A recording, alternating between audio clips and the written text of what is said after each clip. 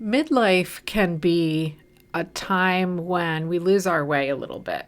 And we know that we need to do things that are good for our brains, good for our bodies. But what are those things? What do we want to do? What do we like to do? What was that thing that you liked to do when you were 20? Do you remember? I don't know if I remember. So, I want to help you to support your brain, support your body, and have something that you like to do in your spare time that is enjoyable and healthy. And you know what? That might actually be playing music. I am really excited to talk about that with today's guest. So stick with me.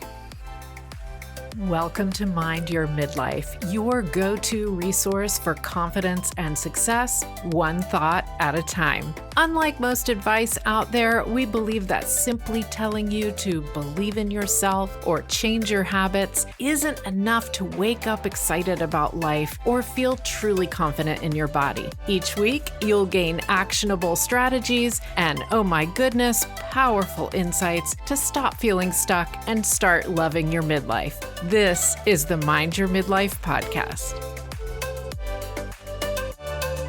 About a year ago, I decided that I was going to learn violin. And I never had, and I, for some reason, had always wanted to. And so I got a violin. I got a violin teaching app, and I tried it, and I wasn't very consistent. And of all the things I already know about music, and you probably know this too, consistency is the key. So I kind of had some frustration and some joy because I was enjoying it. I was happy about it in equal measure. And then I put it down when I got busy. Here's the thing though, in midlife, as women, we often do have a little bit more time on our hands, and we might be looking for something meaningful to do with that time. We might be looking for a hobby. We might be looking back to try to remember who we were 20 some years ago and what we were interested in. Well, that's why I want to talk about music. My guest today, Nicole Kovar, is the founder and executive director of Piano and More, which is a music studio in Arlington, Virginia. She loves to work with students of all ages and backgrounds. And she actually, you'll hear her say this, she has a degree in health education and a master's in science. So she loves the brain aspect of music as well. And I love that. She has over a decade of experience running the studio and over 15 years experience teaching. I think you're really going to enjoy what we're going to talk about today. Here we go. Welcome, Nicole. Thank you. I'm happy to be here. I'm excited about this conversation. Let's just start with the basics. How did you end up teaching music and running a music school? It's an interesting story. I like to say it was an accident. It was never planned. If you would have told me when I was 8 years old and I was taking piano lessons, I wouldn't have believed you. But it did happen, and I'm happy to be here. And it basically just started like I was tutoring as a side hustle after grad school. And I tutored all kinds of services like math, science, English as a second language. And I was also teaching piano and guitar and voice. So I was doing all these little things, just trying to see what worked. And before I knew it, I started to accumulate a lot of piano students. And then I maxed out. Then I quit my full-time job and decided, okay, private piano lessons. This is what I'm good at. I built a wait list. Wow. And I really enjoyed being a piano teacher, and it really just took off. So as I'm building this waiting list, parents are starting to suggest, like, you have this really unique method. It's a different perspective than other piano teachers.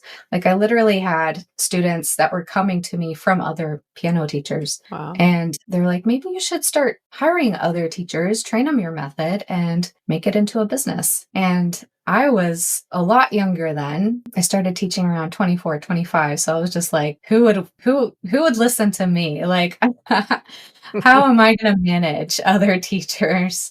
And then I was also like, do I have the credentials for that? Because, yeah, I mean, I do have degrees, but they're in the sciences. I was going in a completely different route. I was wanting to do more like health education. And yeah, I was just like, no, that's how can that be for me? And then my waiting list, this is kind of funny. The moms on the waiting list, they got impatient and they started solving the issues for me. And they would coordinate it all together. They're like, "Okay, you'll go here, then here, like, we'll do back-to-back lessons. That way you can squeeze in as many as you can in the mornings." And here I was teaching 6 AM. Children.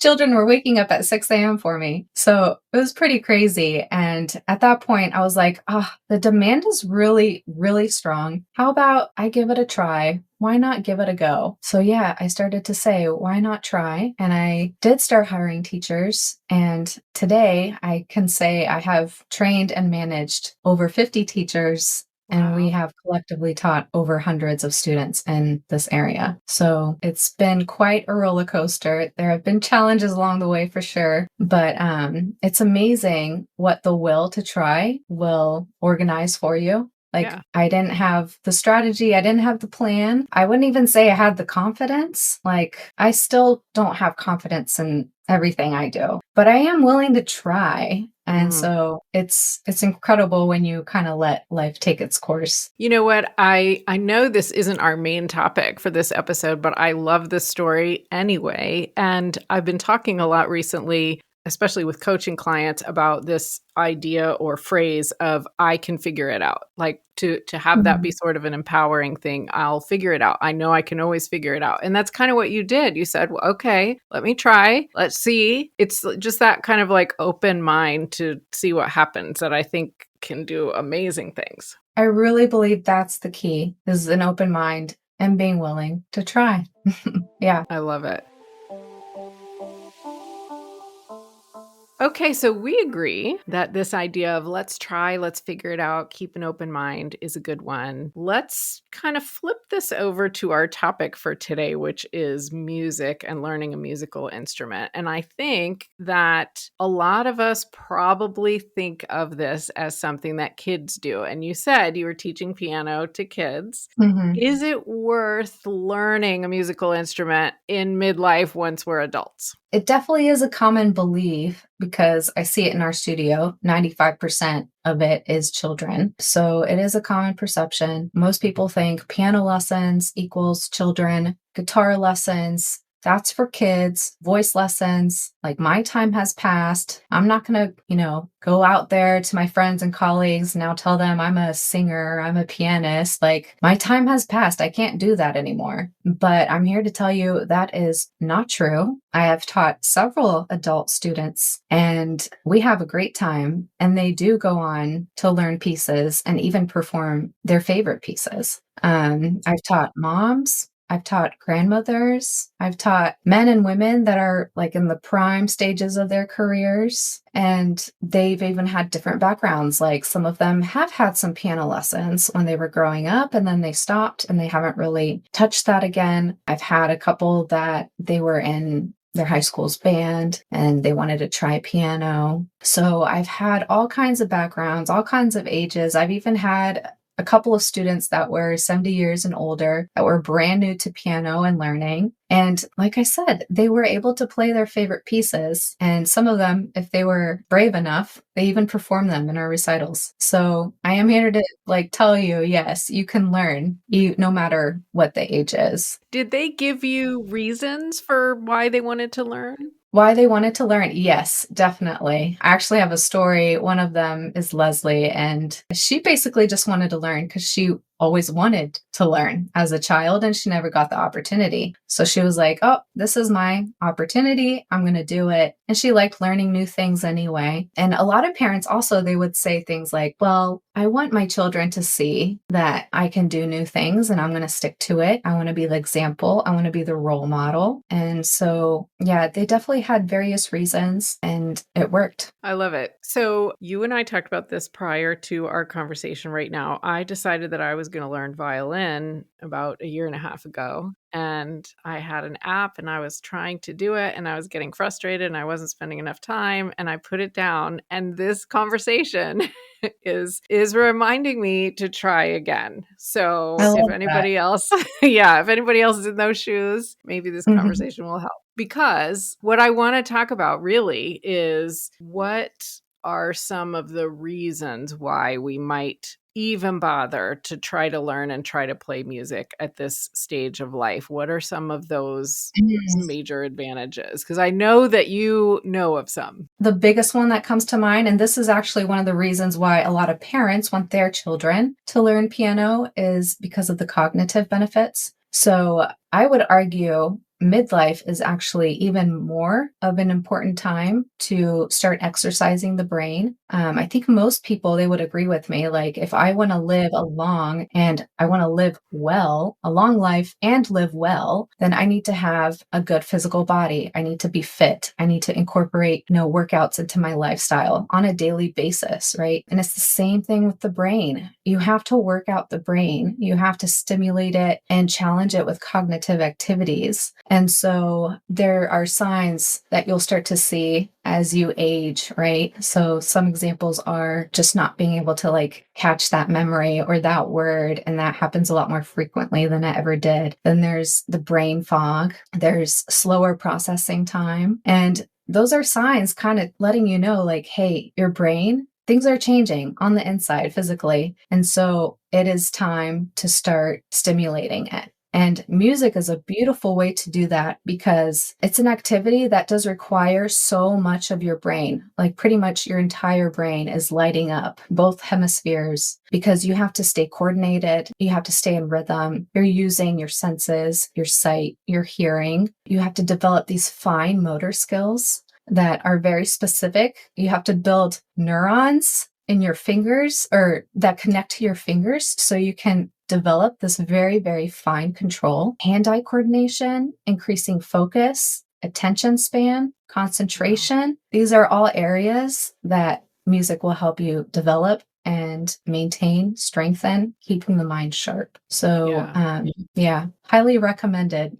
Yeah, that's a great point because one of the things I hear a lot, and I mean, this is my age group too, so it's from my own story as well. But sometimes what happens to us in midlife is maybe the kids are either old enough to be on their own or they're really out of the house on their own, and either we're still working or we're not, but we have suddenly a lot of free time, and it's so tempting to spend that free time lying on the couch binging Netflix all the time. And Yeah.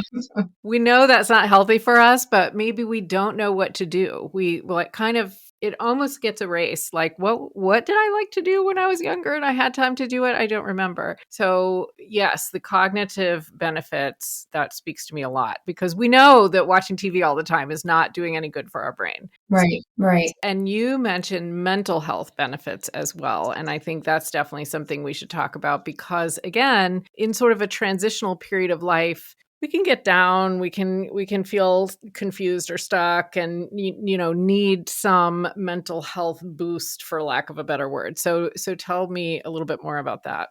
Yeah, I think mental health the topic has definitely increased in the last couple of years, and we're starting to realize how the daily stressors, our anxiety, it really does affect it. And music it's a superpower. I like to think of it as a superpower because there's so many benefits that are significant and can positively impact and change your life. It can change your direction. And mental health is one of those areas. One of the things with music is, and this has happened to all of us, you'll go into a space and your favorite song is blasting on the speakers. And what happens? Like, within seconds, your mood changes. So that's why I like to think of it as a superpower, because what is more powerful that within a couple of seconds, like instantly, your mood is enhanced? And that's because music is the language of emotions. A lot of our memories and our emotions relate to songs and music, and it brings it all back for us. So,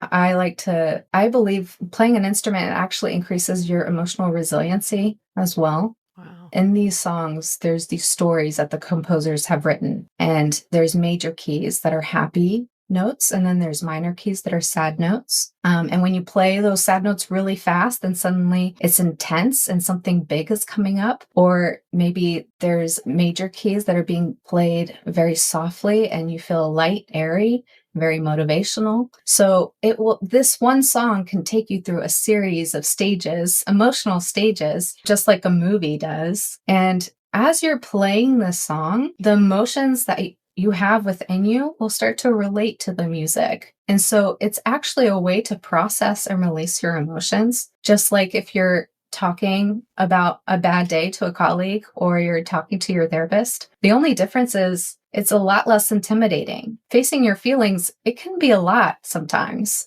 It can be kind of draining. And playing an instrument and playing out your feelings and processing them through music, it's not draining, actually. It's empowering. You leave the piano bench feeling like you just released, and it wasn't even overwhelming to face those fears or face those feelings. So it's Wow. actually another powerful way to build up your mental health and emotional resiliency. I love that because, in fact, episode 1 of Mind Your Midlife, not that long ago, was Hmm. about the fact that we need to feel our emotions. And exactly as you said, yes, we do need to. Yes, it's healthy. And yes, sometimes we don't want to. And sometimes it's really feels hard and overwhelming. And I don't want to feel like that. And I truly never, until this conversation, thought about music as a way to do that. I think that's fantastic. Yeah. I see what you mean. It could be like loud, soft. It could be a little bit happier sounding. The minor keys do sound kind of like, I don't know, they're different, right? They're actually my favorite. Yeah, I love the sad music. I'm just like in my feels. Yeah. Really fascinating. Yeah. And then if you want to take it a step further, like if you do have a private teacher that you kind of dissect the song with and you talk about what's happening in the song, then you actually start to build language around emotions. You learn to identify these emotions that are happening that the song is trying to create in the audience. And you talk about them. So I know it sounds so simple, but how many adults actually know how to identify their emotions when they happen? Very few. Sadly, the number isn't that high. I don't know what the numbers are, but I know I even struggle sometimes, Yeah. like, "What am I feeling here?" Right. Yeah, the process of, like, dissecting a song and talking about it with someone, and it's kind of a third party. It's not your own emotions, right? It's the song's emotions. So it's a lot less scary, and you can kinda talk about it, and just that process does help you get more comfortable with talking about emotions. That's a great point. You don't feel like you're putting yourself on display Mm, in the spotlight, in the hot seat. You yeah. feel like you're trying to interpret something and that is like a project and not so intimidating maybe. Yeah. Yeah, absolutely. Now, you also said something about the flow state when we were talking previously, Yeah. and meditation is a big topic right now. So tell us a little bit more about that. There's, of course, a lot of research around how much what does playing an instrument do? So there was this one study that I was reading, and they hooked up musicians, kind of checked their vital signs as they're playing their instrument. And what they noticed is that when you're sight reading music that is on your level, then you are basically transformed. You're forced into this meditative state. You're forced to be present because when you're playing an instrument, it does activate all parts of your brain once again. And so you don't have time to think about those distractions and those stressors from the day. And so you are in this flow state, a form of meditation. Your heart rate slows down, your breathing also slows down, and the stress regions of your brain stop showing up on the screen, like those bright patches that show up. So the mental activity in the stress regions of the brain, they decreased. I took that information later, by the way, and I was like, I sometimes I'm an overthinker, I'll admit it. And I try to catch it now. Like I'll see myself I'm thinking about this thing, this concern, this worry, whatever it is. And I tell myself, okay, no, I'm not going to think about this anymore. I've thought Right. about it enough. I'm done. And then 10 minutes later, I'm thinking about it again. And so I'll tell myself again, like, no, you're done. No more thinking about this thing. And then an hour later, I still find myself stuck in this loop. It feels like my brain's been hijacked and I can't get out of it. Like I have to keep thinking about it. So I started I go to my piano, I set my timer for 10 minutes. I've tried to do less and I find I like 5 minutes is not enough. I need to do at least 10 minutes. And I open up my sheet music and it can't be easy songs because if it's too simple, then I'll start thinking about it again. So I have to find a piece that, is challenging enough and I play it for 10 minutes.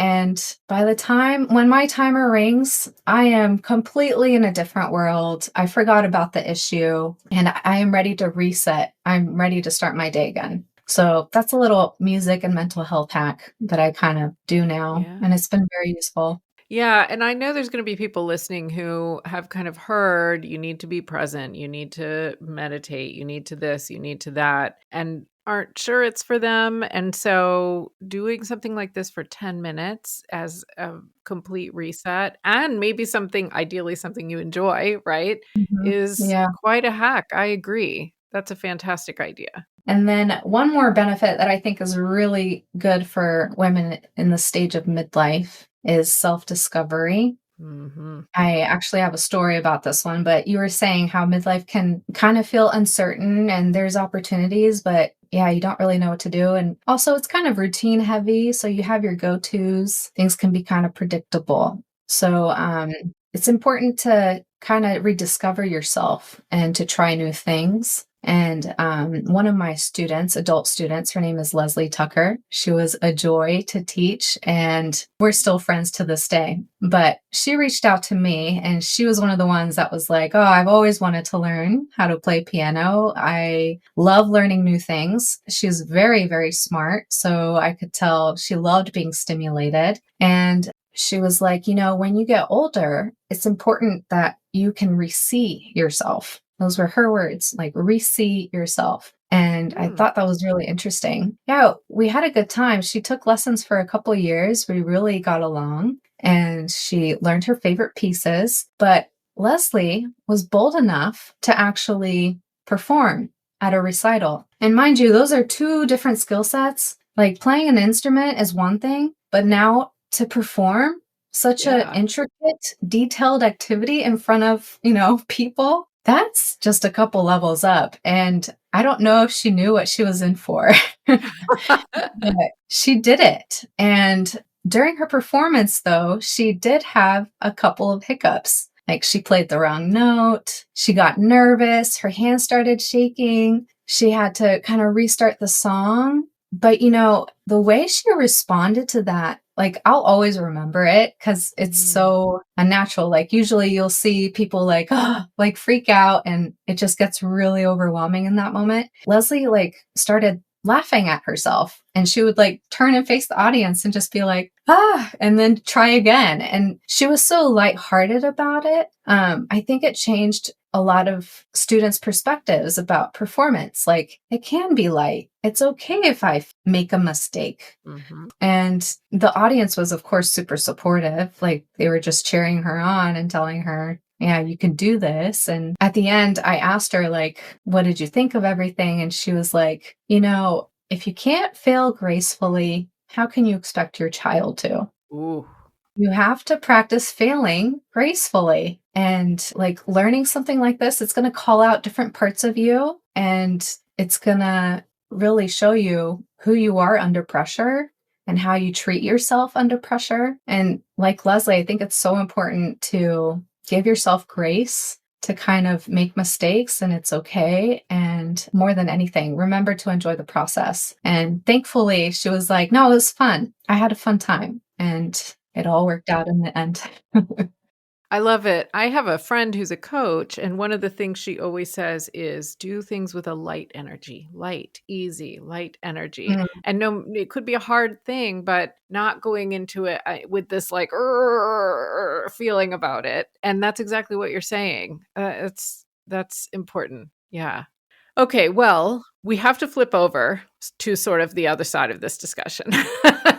I'm convinced this is a good idea. Those benefits are amazing. And yet, I don't know if listeners, you agree with me, but I had always heard that it would be harder to learn a musical instrument as an adult. And I did learn piano and organ as a child. So that is some benefit to me. And if you're listening and you learned something as a child, I imagine that makes it easier now. But you hear these things. It's going to be hard to learn as an adult. It's going to be challenging. And maybe this isn't quite the right thing for me to pick because I'm thinking it could be challenging.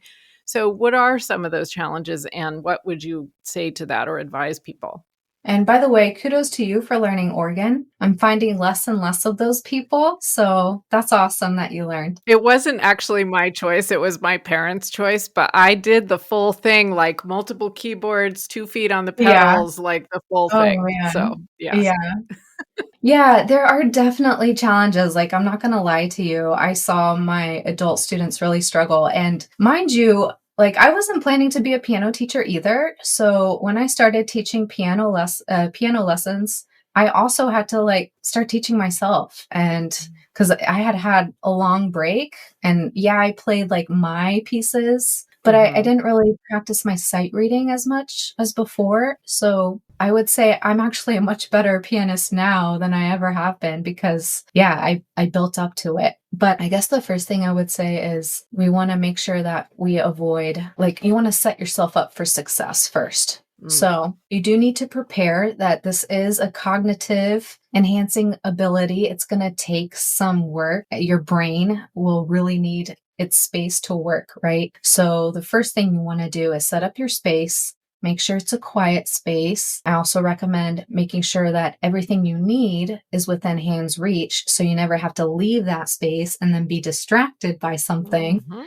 So, like, for example, I'll have like my timer, my metronome, my music books, pen, pencil. Like, if I want to write something down, have all that there. Set your timer for 10, 20, 30 minutes, whatever your goals are. And the goal is not to leave that spot until the timer rings. So, that's a good way to set yourself up for success. And you'll have to let me know if that helps you when you Yeah. start practicing your violin again. Yeah, yeah.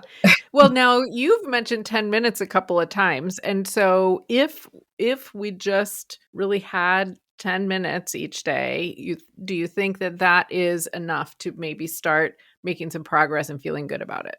It's not one size fits all. And like, if you haven't ever learned, it is harder. You don't have those neurons in your hands or in your brain connected to your hands like somebody else that has played piano in the past or has played guitar or has sung before, right? It's much easier for them to revive those skills. So it will take a little bit more work for those where it's their first time. It also depends on age. I like to say 10 minutes because it's a good opportunity for beginners to be like, oh, I can handle 10 minutes. Mm, Like, yeah, I have a really busy schedule. I have a busy life, but I can find 10 minutes. And so it's a good gateway to just get started. But I like my standard time is 30 minutes. If it's a weekend and I have more time, then I can easily do an hour and enjoy that. And if it's a busy day and I don't have time to like really dive in, then I'll just do 10 minutes. mhm.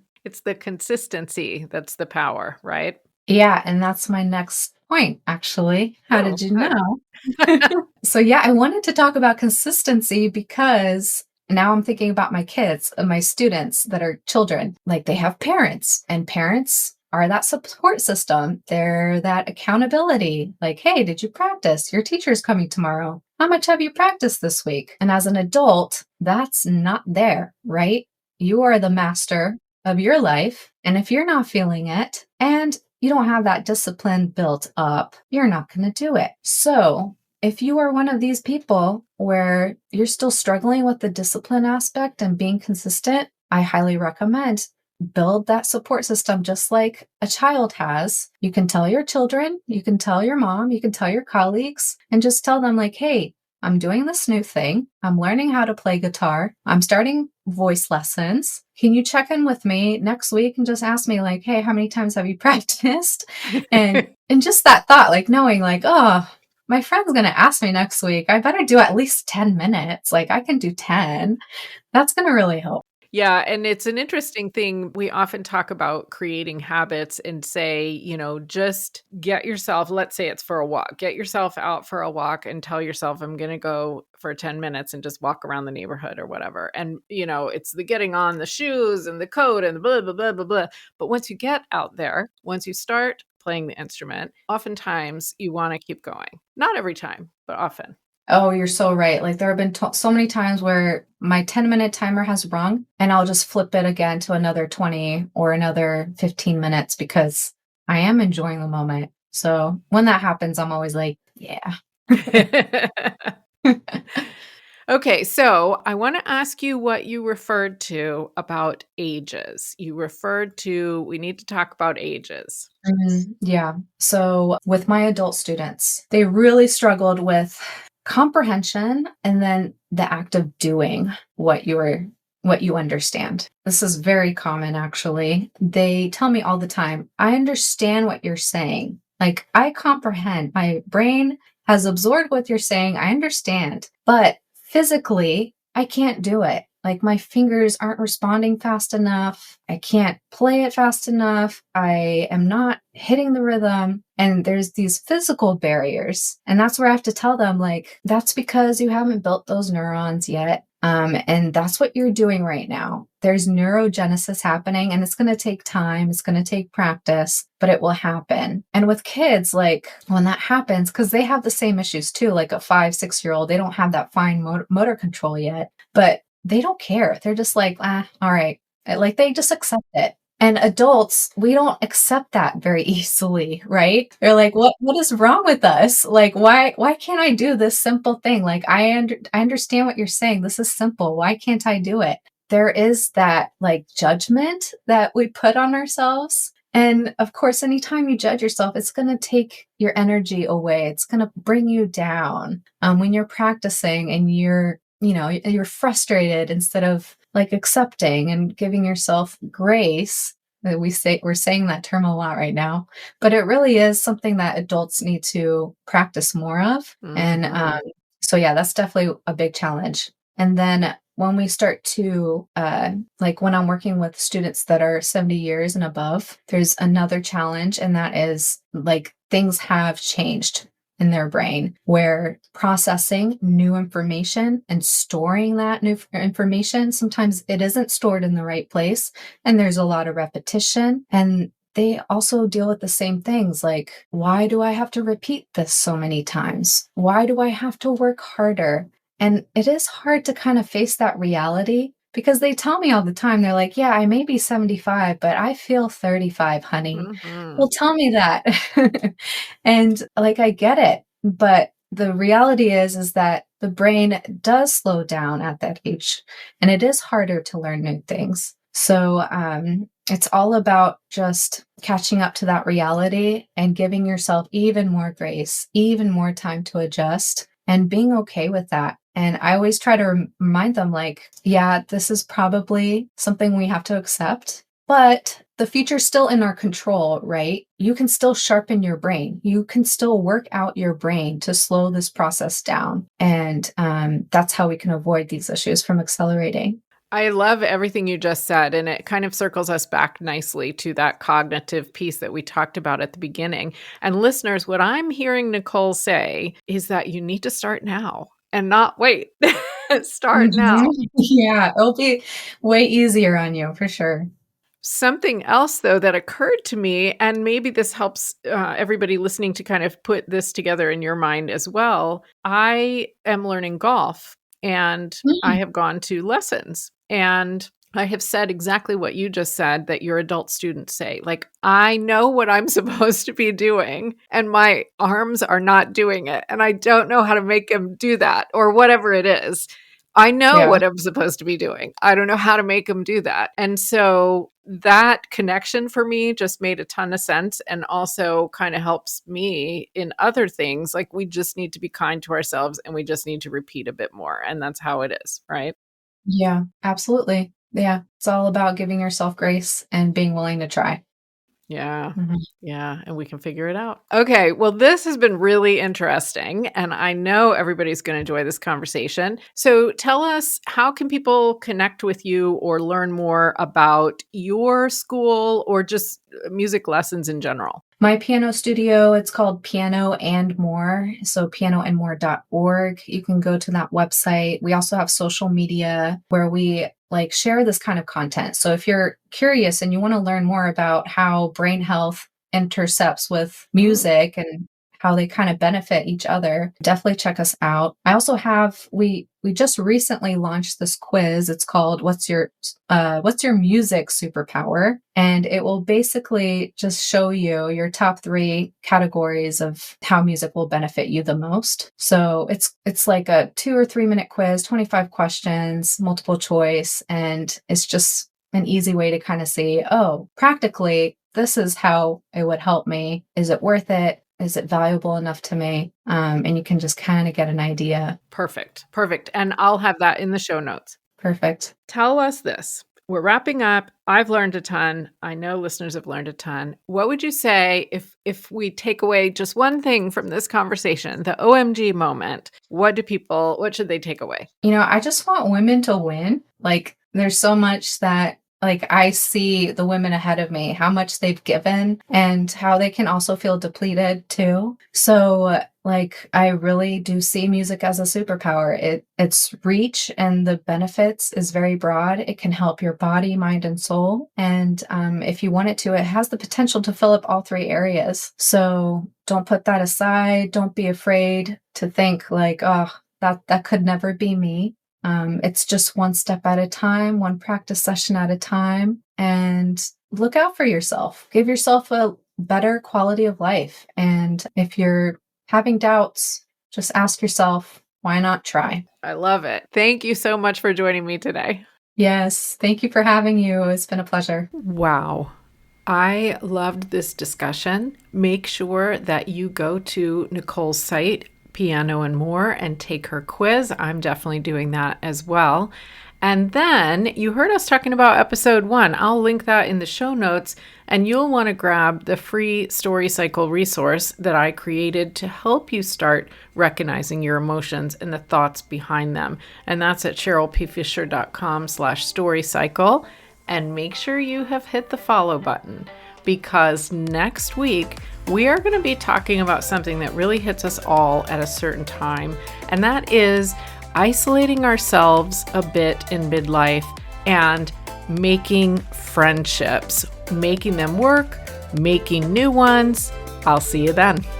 Oh my goodness, let's keep creating confidence and success, one thought at a time.